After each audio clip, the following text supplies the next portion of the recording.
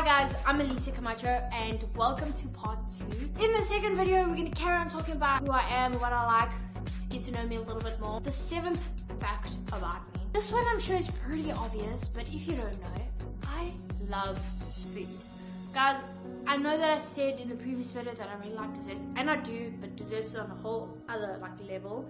Food for me though is something that I really enjoy eating, obviously, because I wouldn't be eating anything else. I like all kinds of food, and yes, I'll admit maybe I do have a bit of a westernized aspect and view on food, but I really do enjoy trying out different foods. Wherever I go visit, whatever country that I have the opportunity to visit and explore, I take full advantage of eating their local and traditional foods. For instance, like in Cyprus, they have these olive breads. Oh my gosh, guys. They are the most amazing pastries you will ever eat in your life. The pastry is like a sweet bread pastry, and then it's like rolled up in like a crescent, so almost like a croissant, but not really.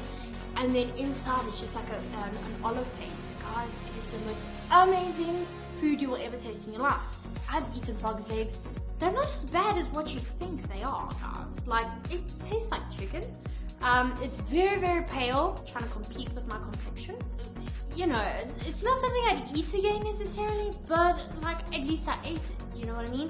And I've been watching a TV show called Chef's Table, and it's been really fantastic, guys. Like, that show has got some incredible places that I wish I could go like right now, but I'm putting them all on a list.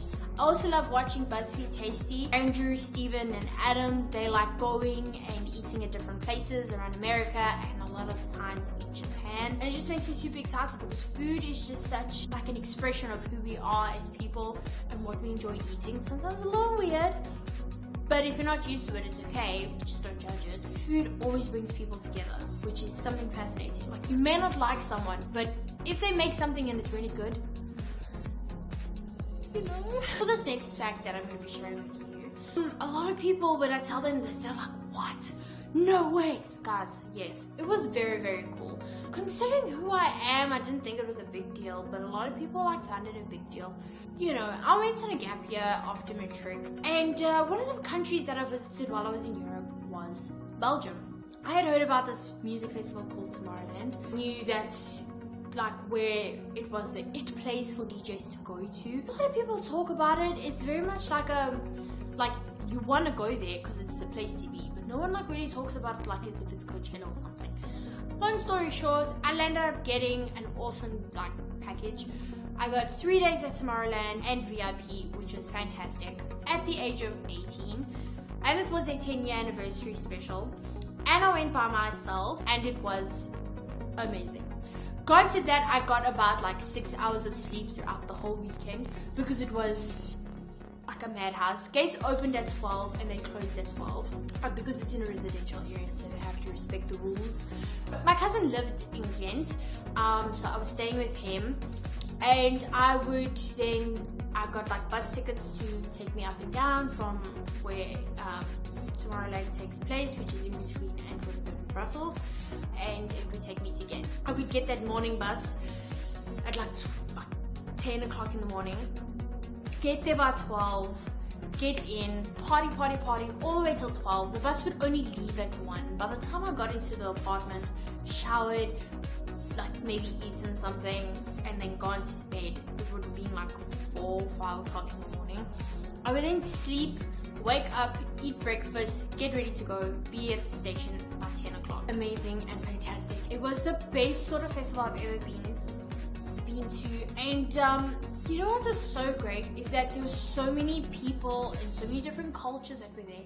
I met some incredible people. I met a guy from Brazil who was studying engineering in Scotland. I met a lady from Ireland. It happened to be raining a lot that weekend. I didn't really have an umbrella or a poncho.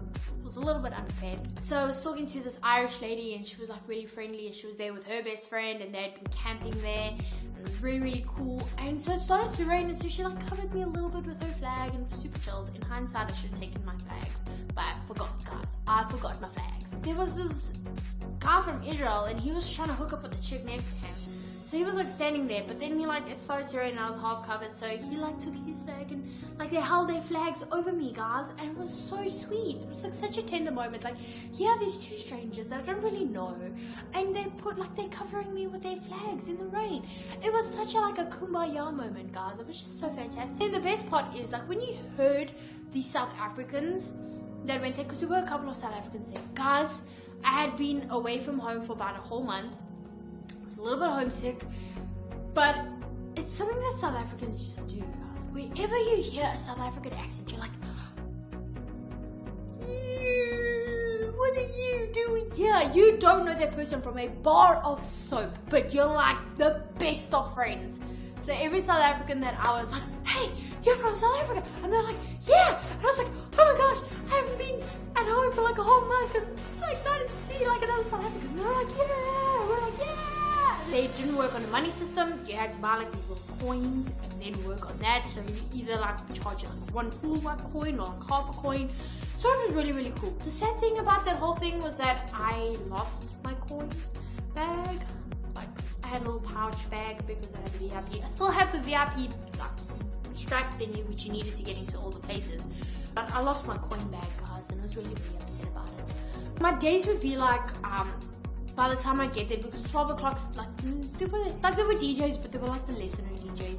I would take a nap, like people would take naps like under trees or whatever. So that's what I would do. I'd take my bag off and use it as a pillow, just park off under a tree and just have a sleep. The one time though, I was super, super tired and I didn't feel like sleeping outside because it was really, really hot. So I went inside one of the VIP areas, and inside this area, or inside the one tent, there was like no one in the VIP area. So I was like, yes, it's dark, it's cool, I'm gonna take a nap. I put my sunglasses on and I put my bag in front of me and I slept. I think I had about a 30-minute power nap and then I woke up and I was ready to rock and roll. Actually, I was really hungry, so I went to go get food. But I mean, can you believe it? Like, I fell asleep in the VIP area to house music. It was like, I really, really liked the experience. It was so much fun. I'd like to take my brother there one day. I didn't drink, guys, because I was by myself. That's how responsible I am. The place is huge though. Like, I walked that place broken. Like, I went everywhere. And like the structures that they have, it's so fantastic. The shows and the DJs, guys, I got to see some DJs that I would never be able to see. It's also where I first saw Dylan Francis. I had heard of him before, but I was like, oh, Dylan Francis, let's go to Dylan Francis. And they were like, Dylan Francis. There's a lot of weird people. Guys, like random people will just start making out with each other. They'd be like, hey, you want a kiss? And then they'd be like, yes. And then they'd start like playing tonsil tennis and you're just like, oh, okay, great. That's fantastic. Fact number 9, I think. I can lick my nose and my elbows.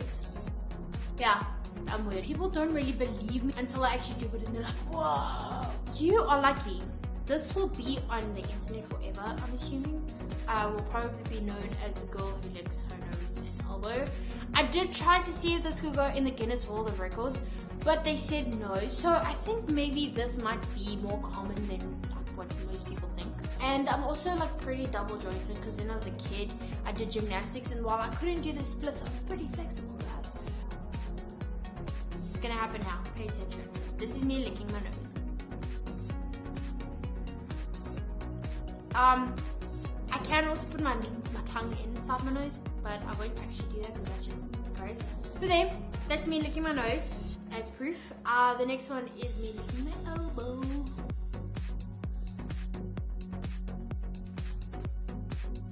So that's me licking my nose and my elbow, guys. It's like the little step of onion thing, and I can put my arm like all the way back in. So I have a little bit of help with my hands.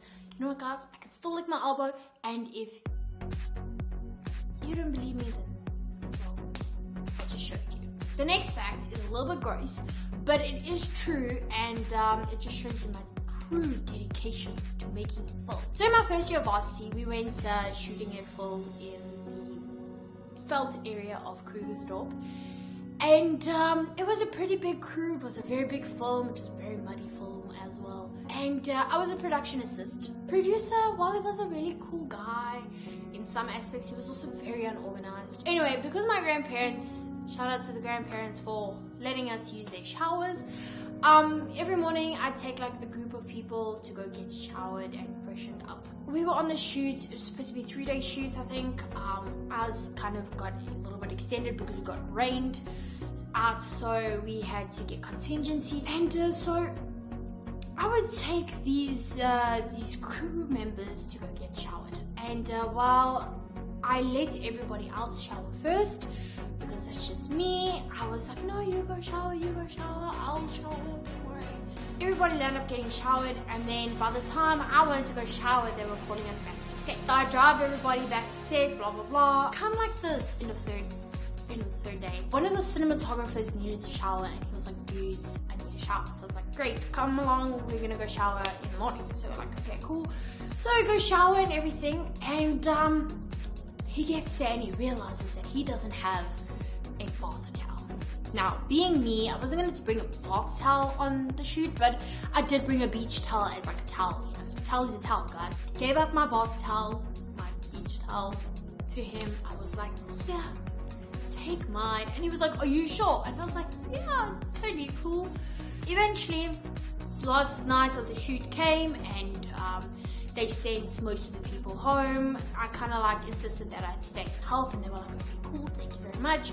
That's also because I really like being on set and hanging out with everybody. It was a pretty cool crew, especially the other assistants, like the cine assists, you know, the editors. I was friends with the editors and all of that. So I stayed on, shot day 4, and then we wrapped up. It was really, really great. But I landed up not bathing for 4 days, guys. I was filthy. I did land up brushing my teeth and stuff. Like, I didn't miss out on that. Like, I had to brush my teeth. I just made sure that I drowned myself in perfume and underarm, and tried to make sure that I stayed as clean as possible during the day, so that it wouldn't be that bad. I ended up taking the longest shower of my life. I scrubbed myself 3 times. I washed my hair like twice. It was one of my favorite sets that I've ever been on, I guess because it was like my first set that I technically was ever on, even though it was a student film. Something in me of being on set and being with a team and working to get the shots done and taking care of people, and you know, working as a group for a bigger picture, like for me, that was fantastic. The film ended up being like one of the best films at the film festival. I was really, really proud of that achievement, guys. This next fact has a little bit to do with again, my eating habits. Guys, I don't eat citrus fruits. Like, do not give me an orange, grenadine, tangerine, mandarin, grapefruit, lemon I use for cooking bits. So, you know, an orange has got like this white, like stringy bits. I hate that, guys. As a kid, I never liked it. Also, the seeds inside, like you're busy eating this something juicy, and then like there's a seed and you're just like, ugh. And then super sticky and icky, and like although orange juice is very nice and sweet, like it just gets everywhere, and I hate being a messy eater. Like I hate it when my food falls apart, so when the orange juice is all over my hands, it makes me all sticky and just like, no thanks. This next thing is a little bit fascinating, but also not fascinating. It proves what a chicken I am. I have never broken a bone or got stung by a bee in my life. I was a bit afraid to do certain things like roller skating or skateboard. To this day, I can't skateboard, I can't ice skate, and I can't roller skate. I'm petrified of falling and breaking my arm. The one thing that I did break though, I dislocated my knee when I was in grade 8. I won't tell you exactly what I was doing because it's very embarrassing, but it did happen at 10 o'clock at night. My knee had dislocated, then popped itself back in, but in doing so, it chipped off bone off of my thigh bone. Chipped off bone from there, got stuck underneath my patella, and then also I tore my ligament. I was like, great, sounds fantastic. I'm not a stupid idiot at all. Had to be operated, but I did have to walk around with a leg brace for 8 weeks. My friends also took to calling me RoboCop, guys. I was just like, great, I'm RoboCop now.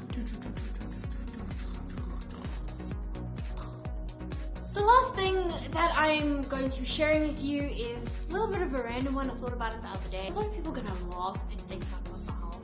One time, as a kid, Hulk came out, and I believe it was the Edward Norton Hulk, and I was like, you know what? I'm gonna watch this movie. I was like 9, 10 years old or whatever. I put the movie on and I started watching it, and guys,